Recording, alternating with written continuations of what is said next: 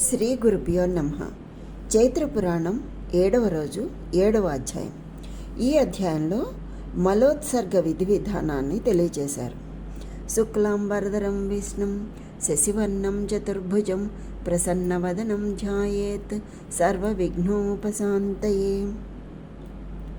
మాండవ్య మహర్షి ఇంకా ఈ విధంగా చెప్తున్నాడు.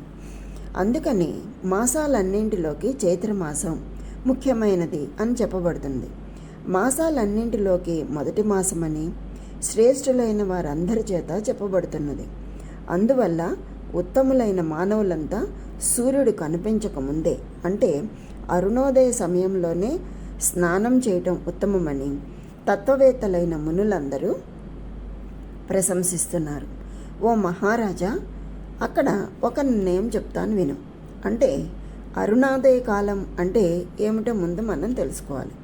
ఆ విషయమే మహర్షి తెలియచేస్తున్నారు. సూర్యోదయానికి ముందు 3 ఘడియల కాలం అరుణోదయ కాలం. అరుణోదయ కాలం అయిన తర్వాత 3 నాడుల లోపల సూర్యోదయం అవుతుంది. ఆ పైన ఘటిక మాత్రమే అని సర్వశ్రేష్ఠులైన సర్వశాస్త్రార్థ పారంగతులైన మునుల చేత చెప్పబడింది. ఎప్పుడు లంకాపట్టణం మధ్యలో సూర్యుని యొక్క దర్శనం అవుతుందో ఆ కాలము, ఆ వారము ప్రవృత్తి అనే పేరుతో మునుల చేత చెప్పబడింది. మహారాజా, శుభప్రదమైన చైత్రమాసం ఈ విధంగా చెప్పబడింది. ఇంతకంటే ఎక్కువ విస్తారంగా చెప్పడం సాధ్యం కూడా కాదు. అప్పుడు పుణ్యకీర్తి మహారాజు మహర్షితో, మీ చేత గొప్ప ఫలితాన్ని ఇచ్చే చైత్రమాస స్నానాన్ని గురించి విన్నాము.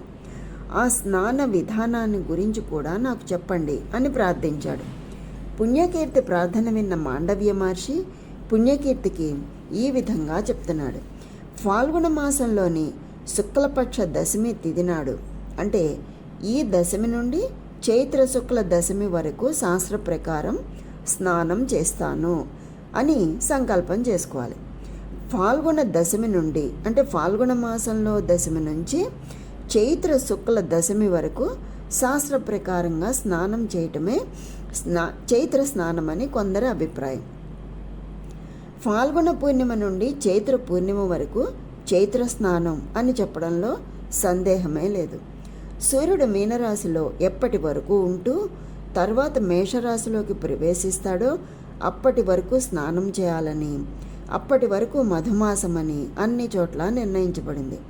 వ్రతం చేసే వ్యక్తి చేత పవిత్రమైన రోజున మొదటిగా సంకల్పం చేసుకోవాలి.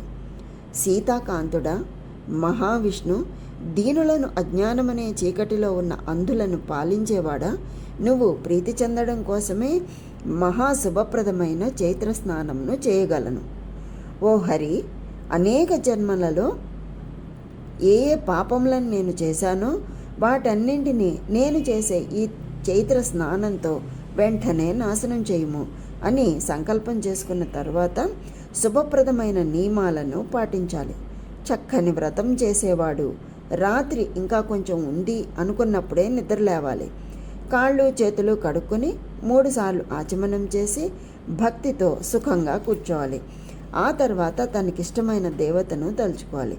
ఆ తర్వాత కాలకృత్యాలు తీర్చుకోవాలి. కాలకృత్యాలు తీర్చుకునేటప్పుడు బ్రహ్మసూత్రాన్ని వెనుక వైపునకు కానీ, బ్రహ్మసూత్రం అంటే యజ్ఞోపవీతం, యజ్ఞోపవీతాన్ని వెనుక వైపుకు కానీ కుడి చెవికి కానీ చుట్టి కానీ ఉంచాలి. కాలకృత్యాలను తీర్చుకునేటప్పుడు మౌనంగా ఉండాలి.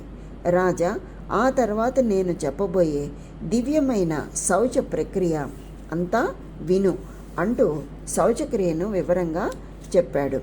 ఇది భవిష్యోత్తర పురాణాంతర్గతమైనటువంటి చైత్ర పురాణంలోని 7వ అధ్యాయం సంపూర్ణం. కనుక ఆ శ్రీ మహావిష్ణువు యొక్క అనుగ్రహం అందరికీ కలగాలని కోరుకుంటూ